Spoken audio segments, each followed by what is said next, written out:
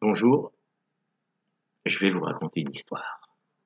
Oui, il n'y a pas de hasard, il n'y a que de belles rencontres. C'est Paul Éluard qui disait cela.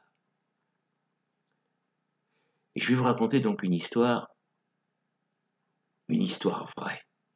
Alors là, c'est extraordinaire. Un conteur, menteur qui raconte des histoires vraies, on n'a jamais vu ça. Et bien pourtant, c'est vrai.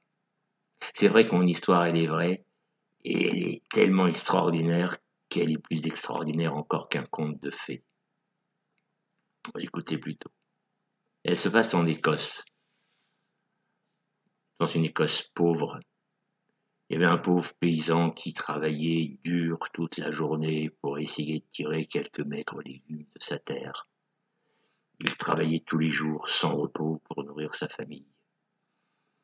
Un après-midi, alors qu'il était en train de mettre de l'herbe en tas, il entendit, venant du marécage voisin, des cris, des appels au secours.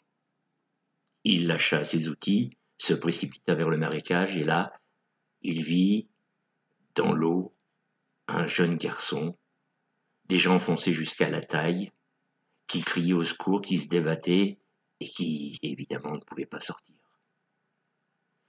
Le fermier, n'écoutant que son courage, défit sa chemise, s'allongea sur le sol, lança la chemise au jeune garçon qui réussit à s'en saisir, et puis là, le fermier tira lentement, difficilement, et à bout d'effort, il réussit enfin à sortir le jeune garçon du marécage. Le garçon remercia son sauveur et puis il disparut. Le lendemain matin, un étrange équipage se présenta à la ferme. D'un riche cabriolet descendit un homme bien vêtu, qui avait à la main une canne avec un pommeau d'argent, à n'en point douter, c'était un noble.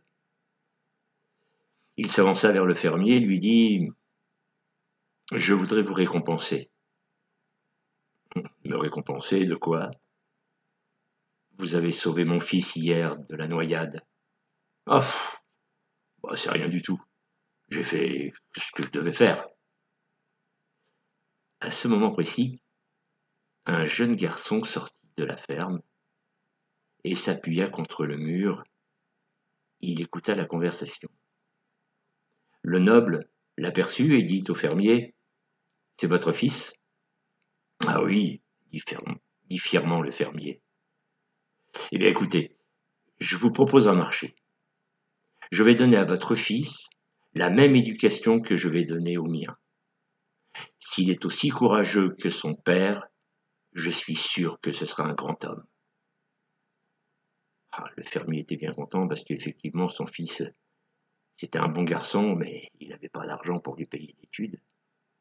Alors, il le laissa partir. Ce jeune garçon, ben oui, il fit des études. Il fit des études de médecine. Il fut diplômé du plus grand hôpital de Londres, du St. Mary Hospital. Et puis, il se lança dans la recherche.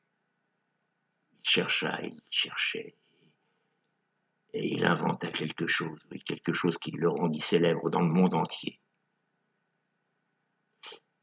Ce jeune garçon, qui était devenu un savant, s'appelait Alexander Fleming, et c'est lui qui a inventé la pénicilline. C'est une belle histoire, n'est-ce pas? Mais attendez, elle n'est pas finie. Je vous ai dit que c'était une histoire extraordinaire. Quelques années plus tard, celui qui avait été sauvé de la noyade par le père d'Alexander Fleming attrapa une pneumonie.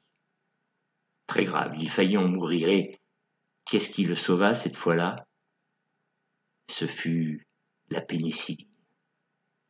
Vous vous rendez compte, le même homme sauvé 2 fois par 2 membres de la même famille, sauvé par le père et par le fils. Et ce qui était encore plus extraordinaire que tout, c'est que cet homme qui fut sauvé par Sir Alexander Fleming s'appelait Sir Winston Churchill. Eh oui, C'est une histoire vraie. Quelqu'un a dit « Tout s'en va et tout revient ». Vis aujourd'hui, chante comme si personne ne t'écoutait, danse comme si personne ne te regardait, vis sur la terre comme si c'était le ciel. Vous croyez pas qu'en ce moment, on aurait bien envie de croire que le ciel pourrait descendre sur la terre. Voilà, c'était ma petite histoire. Si ça vous a plu, je vous en raconterai d'autres. À bientôt. Au revoir.